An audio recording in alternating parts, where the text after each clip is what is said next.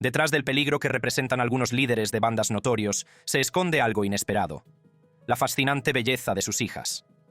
Estas mujeres, a menudo protegidas de la mirada pública, poseen un encanto y un resplandor que parecen casi de otro mundo, cautivando a todos los que encuentran. Desde Julia Francese, tan atractiva que su padre la vigila como un halcón, hasta Manuela Escobar, cuya belleza y encanto añaden una capa de intriga a su tranquila vida en Argentina, y una hija cuyo padre asesinó a su chofer porque intentó abusar de su hermosa hija. Pablo y Manuela Escobar. Entre los familiares más cercanos de Pablo Escobar se encontraba su hija, Manuela Escobar, nacida el 25 de mayo de 1984. Los primeros años de Manuela estuvieron marcados por los intentos de su padre de mantenerla de formas extraordinarias, como quemar dinero para mantenerla caliente durante su tiempo en la clandestinidad. La muerte de Pablo Escobar, en 1993, alteró drásticamente el curso de su vida, obligando a Manuela, a su hermano y a su madre a exiliarse en Argentina para escapar de las amenazas de los enemigos de su padre. Manuela Escobar mide aproximadamente 1,70 metros y es absolutamente deslumbrante, pero mantiene un perfil bajo como agente inmobiliaria en Argentina para evitar a los enemigos de su padre. Durante el reinado de Pablo Escobar, como jefe del cartel de Medellín, la vida de Manuela estuvo marcada por la constante amenaza de violencia y la necesidad de mantener el secreto. A pesar del miedo que los rodeaba, Pablo estaba decidido a proporcionar a su hija una infancia llena de maravillas y aventuras. No escatimó gastos para garantizar su felicidad, a menudo complaciendo sus caprichos con regalos y experiencias extravagantes. El siguiente caso involucra a un líder de una pandilla y a su hija, quien decidió convertirse en una personalidad de la televisión a pesar de sus orígenes: John y Victoria Gotti. En el mundo del crimen organizado, pocos nombres resuenan con tanta fuerza como John Gotti, el famoso jefe de la mafia de la familia criminal Gambino. Sin embargo, detrás de los titulares y del imperio criminal, existía una historia profundamente personal, de lazos familiares y relaciones duraderas. En el centro de esta narrativa se encuentra el vínculo entre John Gotti y su hija, Victoria Gotti. Criada a la sombra del infame legado de su padre, la vida de Victoria fue una mezcla de devoción familiar y las complejidades de ser una Gotti. Además de ser la hija de un rico jefe de la mafia, la belleza de Victoria siempre ha sido uno de sus rasgos definitorios. Muchos la admiran por sus llamativos rasgos, su larga y oscura cabellera, ahora rubia, y su magnética presencia. Sin embargo, la belleza física de Victoria es solo una parte de su encanto. Su inteligencia, resistencia y capacidad para mantener la elegancia le han valido una admiración que va mucho más allá de su apariencia. Una de las controversias más importantes en torno a Victoria Gotti tuvo que ver con sus supuestos problemas de salud. En agosto de 2005, pocos días antes del estreno de la tercera temporada de su serie de telerrealidad Growing Up Gotti, Victoria anunció que tenía cáncer de mama. El frenesí mediático se intensificó cuando Victoria se enfrentó a acusaciones de fingir su diagnóstico de cáncer. Los críticos la acusaron de orquestar una estafa para ganarse la simpatía y aumentar los índices de audiencia de su programa de televisión. En respuesta a la creciente presión, Victoria aclaró que no tenía cáncer de mama, pero que le habían diagnosticado células precancerosas en el pecho. A pesar de sus intentos por aclarar las cosas, la controversia dejó un impacto duradero en su imagen pública, poniendo de relieve los desafíos de lidiar con problemas de salud personales ante la opinión pública. El apellido Gotti se ha convertido en sinónimo de intriga y escándalo, lo que ha atraído tanto la fascinación como las críticas del público. Este escrutinio se ha extendido a la vida personal y profesional de Victoria, y los medios de comunicación a menudo la retratan de forma controvertida. Victoria estaba en el punto de mira enfrentándose a controversias, a diferencia de la hija del líder de la banda en el siguiente caso, llamada Giselle, que ha estado escondida pero que también se ha enfrentado a su buena dosis de controversias. El Chapo y Giselle Guzmán. En el oscuro mundo del crimen y la intriga, pocos nombres resuenan con tanta fuerza como Joaquín El Chapo Guzmán. Sin embargo, más allá de los titulares de sus notorias escapadas, se esconde una historia más personal: la relación con su hija, Giselle Guzmán. Giselle Guzmán, una de las hijas de Joaquín El Chapo. Guzmán ha vivido una vida profundamente entrelazada con el legado de la notoria reputación de su padre. Nacida en un mundo de riqueza y peligro, la vida de Giselle se ha visto marcada por la dualidad de privilegio y peligro que conlleva ser hija de uno de los capos de la droga más infames de la historia. Giselle es una mujer muy guapa que actualmente reside en México con su marido y lleva una vida de opulencia, como puede verse en su Instagram. Giselle ha intentado mantener una estrecha relación con su padre a pesar de su encarcelamiento en Estados Unidos, aunque la prisión donde cumple condena dejó de permitirle hacer llamadas a su familia.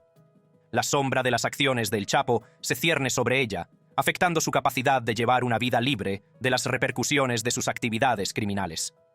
Uno de los desafíos más importantes que enfrentó Giselle fue su deportación de los Estados Unidos por usar una visa falsa. El uso de una visa falsa sugiere un deseo de mantener conexiones o buscar oportunidades que de otro modo podrían estar restringidas debido a su asociación con el Chapo. Aunque la vida de Giselle Guzmán ilustra la carga de navegar por un mundo moldeado por la infame reputación de su padre, no está sola en esta lucha. María Riina, hija de Salvatore Riina, el jefe de la mafia más notorio de Italia, se enfrentó a desafíos similares. Salvatore y María Riina. La relación entre Salvatore Riina y su hija María Riina ofrece una visión fascinante de la vida personal de uno de los jefes de la mafia más notorios de Italia. Lucía es conocida por su talento artístico, especialmente como pintora. También es admirada por su impresionante belleza, sus hermosos y expresivos ojos y sus rasgos clásicos mediterráneos. La belleza de Lucía, junto con su talento artístico y su deseo de una vida pacífica, contribuye a su imagen de alguien que se esfuerza por redefinir su identidad, a pesar de que a veces ha tenido que enfrentarse a los problemas de estar relacionada con un jefe de la mafia. Por ejemplo, en 2019 se informó de que Lucía estaba trabajando en un restaurante italiano que lleva el nombre de la ciudad natal de su difunto padre, Corleone. Se dice que el restaurante estaba decorado con sus lienzos y el escudo de Corleone, que es el nombre que el escritor estadounidense Mario Puzo dio a la familia del crimen en su libro Superventas, El Padrino. Este incidente provocó mucha indignación, ya que muchos se quejaron de que la familia de Salvatore se estaba beneficiando ahora de su nombre.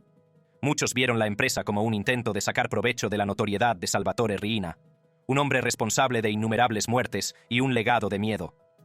A pesar de la reacción violenta, las acciones de María Riina pusieron de relieve la compleja interacción entre la lealtad familiar y las expectativas sociales, mientras se enfrentaba a los desafíos de llevar un nombre sinónimo de terror.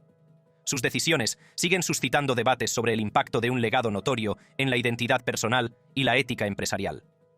La historia de Frank Lucas y su hija, Francine Lucas Sinclair, ofrece una mirada a cómo la búsqueda del poder y la riqueza puede perturbar no solo las vidas, sino también los lazos familiares. Frank y Francine Lucas. El arresto de Frank Lucas en enero de 1975 supuso un cambio radical en la vida de su hija, Francine Lucas Sinclair. La mañana de la redada comenzó como cualquier otra, con la reconfortante rutina de su padre preparando el desayuno. Pero el repentino caos que estalló cuando los agentes federales irrumpieron en su casa de Teaneck, Nueva Jersey, destrozó la ilusión de normalidad que había envuelto la infancia de Francine. En un instante, el mundo que ella conocía se hizo pedazos, dejándola lidiando con la dura realidad de la vida criminal de su padre. Cuando los agentes irrumpieron en la puerta, Francine, que entonces tenía solo 3 años, se vio envuelta en un torbellino de miedo y confusión. La tranquilizadora presencia de su padre desapareció cuando lo detuvieron, dejando a Francine como testigo del caos desde el suelo. Una ráfaga de zapatos, pistolas y los gritos angustiados de su madre. El arresto no solo marcó el fin de la libertad de su padre, sino también el comienzo de un viaje tumultuoso para Francine, uno que la llevaría de la opulencia de su infancia a una vida de secretos y supervivencia. Con Frank condenado a años de prisión, la fortuna de la familia Lucas dio un giro drástico. La madre de Francine, Julie, pronto se enfrentó a sus propias batallas legales, lo que le supuso una sentencia de 6 meses de cárcel. El que fuera un estilo de vida lujoso fue sustituido por la incertidumbre y las dificultades, ya que Francine y su familia se vieron inmersos en el Programa Federal de Protección de Testigos. Francine Lucas siguió siendo una belleza a la vista a pesar de las dificultades. Trasladada a Albuquerque, Nuevo México, Francine recibió un nuevo apellido, Walters, y se le ordenó enterrar su pasado, una directiva que moldearía su identidad en los años venideros. Mientras que la historia de Francine Lucas Sinclair destaca las dificultades de una joven que se enfrenta a las consecuencias del pasado criminal de su padre, Sandra Lansky ofrece otra perspectiva, al ver un lado más amable de su padre, a pesar de su infame reputación. Meyer y Sandra Lansky. Sandra Lansky, la querida hija de Meyer Lansky, ofrece una perspectiva única e íntima de su padre, un hombre cuya personalidad pública estaba envuelta en misterio y miedo. Para Sandra, Meyer no era solo un mafioso notorio, sino un padre cariñoso y devoto, que desempeñó un papel fundamental en su vida.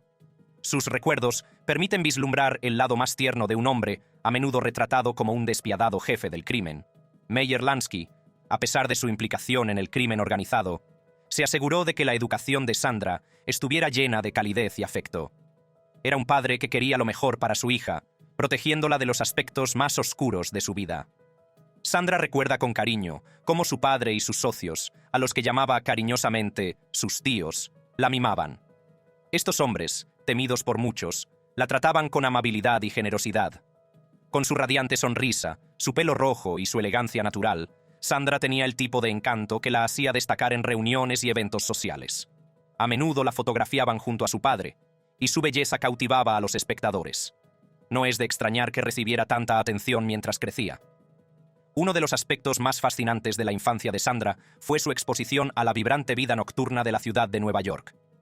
Meyer Lansky era un habitual de algunos de los clubes más famosos de la época, y a menudo se llevaba a Sandra con él. Ella describe cómo incluso el legendario Frank Sinatra, un hombre conocido por su carisma y confianza, temblaba en presencia de su padre.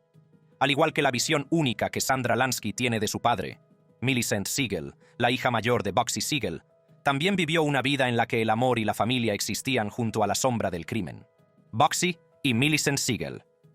En 1929, Bugsy se casó con Esta Krakower y juntos tuvieron 2 hijas, Millicent y Barbara. A pesar de sus actividades delictivas, Bugsy estaba decidido a proporcionar una apariencia de normalidad a su familia.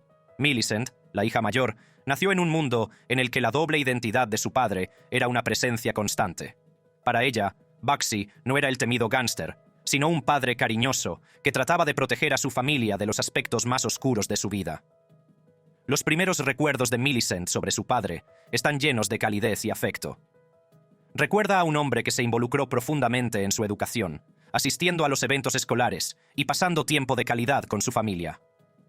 Millicent era una belleza, como se evidencia en la foto de su boda, e incluso después de casarse, Bugsy hizo todo lo posible por mantenerla y cuidarla. El sueño de Bugsy era establecer un negocio que Millicent y Barbara pudieran heredar algún día, libre de las sombras de su pasado. La relación entre Bugsy y Millicent durante este periodo se caracterizó por un delicado equilibrio entre las esferas pública y privada de la vida de Bugsy. Mientras el mundo lo veía como un mafioso notorio, Millicent lo conocía como un padre devoto. Mientras Bugsy Siegel imaginaba un futuro legítimo para su familia, la historia de Bernard Madoff y Stephanie Mack revela una historia completamente diferente de traición y engaño que sacudió al mundo financiero. Bernard y Stephanie Madoff Mack. El viaje de Stephanie Madoff Mack a la familia Madoff comenzó con un romance relámpago que parecía un sueño hecho realidad. Conoció a Mark Madoff, un padre divorciado de 2 hijos, guapo y exitoso, que quedó completamente prendado de su belleza en una cita a ciegas y con el que se casó. Mark era hijo de Bernie Mack. Bernie, a pesar de su fama y fortuna, parecía desinteresado en asuntos serios. Stephanie nunca lo vio leer un libro o participar en conversaciones intelectuales significativas. En cambio, parecía contento con el lado más ligero de la vida, un rasgo que la desconcertaba y divertía a la vez. La familia Madoff vivía una vida de lujo que era a la vez seductora y abrumadora. Viajaban en jets privados, poseían una villa en el sur de Francia y residían en un ático de $9 millones en Park Avenue. Sin embargo, bajo esta fachada de perfección se escondía un secreto inquietante: el secreto obsesivo de Bernie sobre su fondo privado y sus notables rendimientos. Mientras el mundo financiero se tambaleaba al borde del colapso en el otoño de 2008, la familia Madoff se encontró en el epicentro de una tormenta que alteraría sus vidas para siempre. El desmoronamiento del esquema Ponzi de Bernie Madoff no fue solo una catástrofe financiera, fue una traición personal que conmocionó a la familia, dejando a Stephanie y Mark Madoff lidiando con las devastadoras consecuencias. Las primeras señales de problemas surgieron cuando el mercado de valores comenzó a desplomarse y el comportamiento de Bernie se volvió cada vez más errático. Mark notó que su padre pasaba largas horas en su oficina, mirando fijamente al techo, muy lejos de la figura segura y serena que siempre había conocido. La verdad se derrumbó el 11 de diciembre de 2008, cuando Bernie confesó a sus hijos que su fondo de inversión no era más que una mentira gigantesca. La revelación fue un golpe desgarrador para Mark, que siempre había visto a su padre como un modelo a seguir y un mentor. El hombre al que había admirado y en quien había confiado, se había revelado como el cerebro detrás del mayor esquema Ponzi de la historia, estafando a los inversores unos 65.000 millones de dólares. Para Stephanie, la noticia fue igualmente devastadora. Mientras que la historia de Stephanie Madoff Mack gira en torno a la traición y las consecuencias de un imperio financiero, la de Antoinette Giancana se centra en el estilo de vida más oscuro y violento del crimen organizado, explorando la doble identidad de un padre y su impacto en una hija. Sam y Antoinette Giancana. La perspectiva de Antoinette sobre Sam Giancana, las actividades delictivas de su padre, se vio moldeada por su posición única dentro de la familia. Admiraba su carisma y el respeto que inspiraba, pero también le preocupaba profundamente la violencia y el peligro que acompañaban a su estilo de vida. Antoinette era una mujer joven absolutamente deslumbrante y su padre tenía que tener mucho cuidado para asegurarse de que estuviera bien protegida. El punto de inflexión en la relación de Antoinette con su padre se produjo tras su asesinato en 1975. Las violentas y misteriosas circunstancias de su muerte la dejaron con una profunda sensación de pérdida y preguntas sin resolver.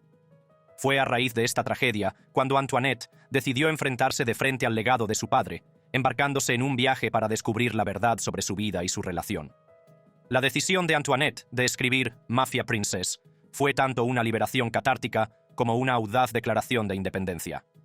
El libro, escrito en colaboración con Thomas C. Renner, ofrecía una mirada inquebrantable a su vida como hija de un jefe de la mafia, proporcionando una visión poco común del funcionamiento interno de la familia Giancana y del mundo del crimen organizado. En Mafia Princess, Antoinette exploró con franqueza la dualidad de la existencia de su padre, pintando el retrato de un hombre que era a la vez un padre cariñoso y un criminal despiadado.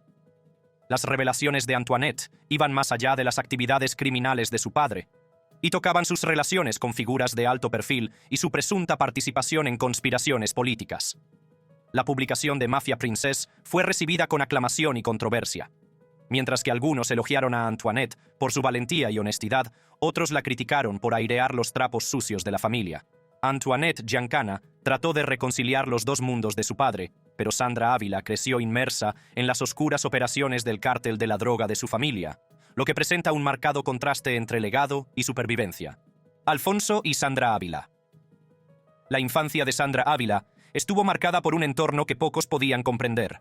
Un mundo en el que las líneas entre la familia y el tráfico de drogas se difuminaban hasta hacerse irreconocibles. Nacida en el famoso cártel de Sinaloa, la educación de Sandra estuvo impregnada del legado de las empresas criminales de su familia. Su padre, Alfonso Ávila Quintero, desempeñó un papel importante en la formación de su comprensión de este mundo sombrío. Como hermano de Rafael Caro Quintero, Alfonso estaba profundamente involucrado en las operaciones del cártel de Guadalajara, y esta conexión influyó inevitablemente en el camino de Sandra. La implicación de su padre en el cártel significó que Sandra no estuvo protegida de las duras realidades de su estilo de vida. En cambio, se le introdujo en los entresijos del comercio, obteniendo información sobre las operaciones que sostenían el poder y la influencia de su familia. A medida que Sandra crecía, su implicación en el tráfico de drogas se hizo más pronunciada. No era solo una observadora pasiva, sino una participante activa, aprendiendo los entresijos de su padre y otras figuras clave dentro del cártel. La vida temprana de Sandra, moldeada por la influencia de su padre, sentó las bases para su eventual ascenso dentro del cartel, lo que le valió el apodo de Reina del Pacífico. Mientras Sandra Ávila navegaba por las complejidades de la vida del cartel, el viaje de Rita Gigante se desarrolla en el secreto del liderazgo de la mafia, revelando la carga emocional de ser la hija de un notorio jefe del crimen. Vincent y Rita Gigante. A los 16 años, la vida de Rita dio un giro dramático cuando una amiga íntima de la familia, Alessandra, reveló la verdad sobre el notorio estatus de su padre como el mafioso más temido de Nueva York. Esta revelación fue como un rayo, iluminando las sombras que durante mucho tiempo habían permanecido en los rincones de su mente. Durante años, a Rita le habían contado historias sobre la ocupación de su padre, cuentos sobre un negocio de sombreros o un dueño de una tienda de dulces. Estas invenciones, aunque dudosas, habían sido aceptadas por Rita como parte de la naturaleza enigmática de la vida de su padre. Sin embargo, la verdad era mucho más compleja y aterradora. Vincent, el Chin, Gigante, no era solo un padre, era el jefe del clan del crimen genovese y el líder de las 5 familias de la mafia de Nueva York. Por un lado, explicaba las peculiaridades que había observado a lo largo de su infancia, las reuniones secretas, las conversaciones susurradas y la presencia constante de hombres que trataban a su padre con reverencia. Por otro lado, introdujo una nueva capa de miedo e incertidumbre en su vida. Saber que su padre era un hombre poderoso y peligroso era a la vez empoderador y aterrador. A pesar de la confusión que sentía, Rita decidió permanecer en silencio. Nunca confrontó a su padre sobre la revelación, optando en su lugar por interiorizar el conocimiento y continuar con la vida como de costumbre. Vincent, consciente de que Rita sabía la verdad, nunca abordó el tema, y los dos mantuvieron un delicado equilibrio de comprensión sin palabras. La combinación de la identidad criminal de su padre y su propia identidad reprimida como mujer secretamente gay creó problemas emocionales para Rita. Se sentía aislada, incapaz de expresarse plenamente o de buscar consuelo en su familia. Aunque Rita no es la típica hija de mafioso que presume de ello, sigue manteniendo un estilo que es admirado y que resuena estrechamente con su sexualidad. El silencio y las luchas internas de Rita Gigante encuentran un paralelismo en Karina Gravano, que se enfrenta al doble peso de un legado notorio y al deseo de redención. Sammy y Karina Gravano. Al crecer, Karina era muy consciente de la historia de su familia, una historia que era a la vez una fuente de intriga y una carga. Su madre, Karen, fue una figura destacada en Mob Wives de MTV, un programa que puso en el punto de mira la vida de las mujeres relacionadas con el crimen organizado.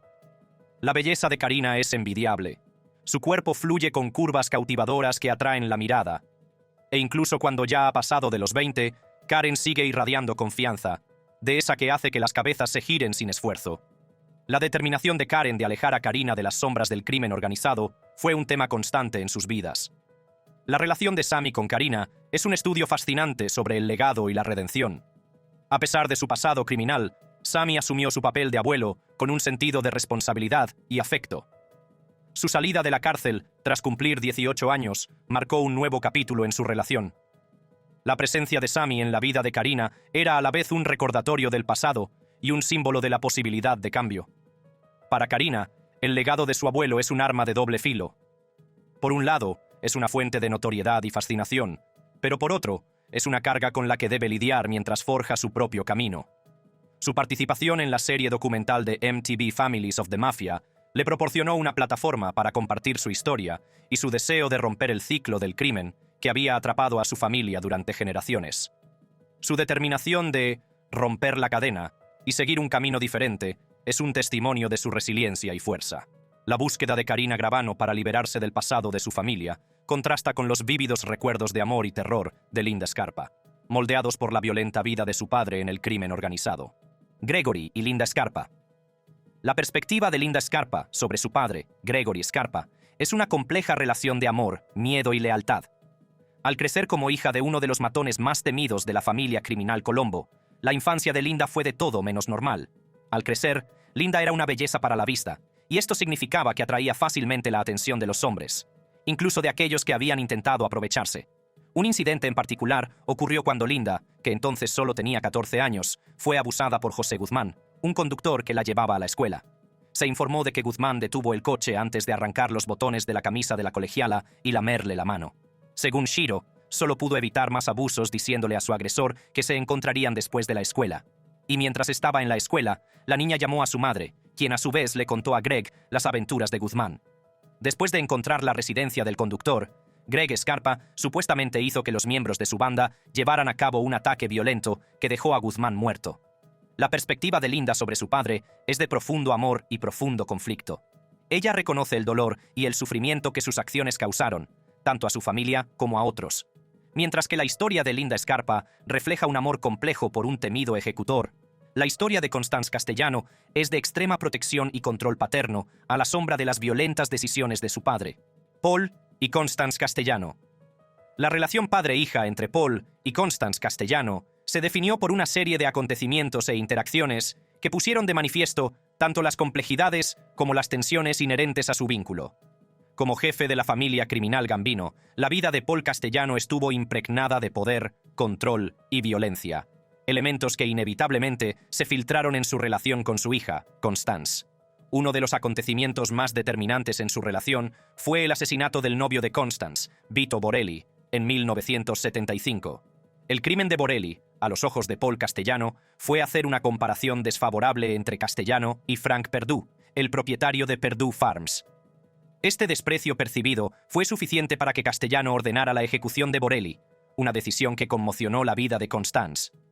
Otro acontecimiento significativo fue el asesinato del exmarido de Constance, Frank Amato, en 1980. Los informes sugieren que Amato fue asesinado por orden de Castellano, debido a las denuncias de malos tratos contra Constance. Otro acontecimiento significativo fue el asesinato del exmarido de Constance, Frank Amato, en 1980. Los informes sugieren que Amato fue asesinado por orden de Castellano debido a las denuncias de malos tratos contra Constance. Este acto, aunque aparentemente una demostración de protección paterna, complicó aún más su relación.